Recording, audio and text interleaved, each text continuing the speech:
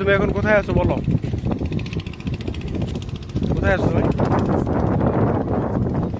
এটা কি কবরস্থান না ব্রিজ, কোনটা? ব্রিজ। ব্রিজ দেখতে কেমন? সুন্দর। পরিবেশটা দেখতে কেমন, সুন্দর না? হ্যাঁ। আমরা এর আগে যখন আসছিলাম তখন কি নদীর পানি অনেক কম ছিল? না, অনেক বেশি। না, অনেক কম ছিল। অনেক কম ছিল, এখন বাড়ছে। দেখছো নদীর পানি বাড়াতে নদীটা খুব সুন্দর দেখা যাচ্ছে। এনতে না বুয়া মালা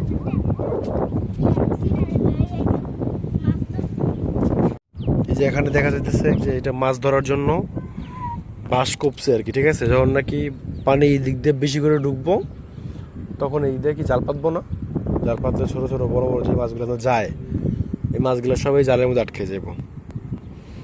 এই যে যেই লোক মাছ ধরে এই লোকের নৌকা এটা। কোন জায়গা থেকে? এই জায়গাতে তোমার আবু মাছ ধরছে? কি মাছ ধরছে? শিওর? ওকে।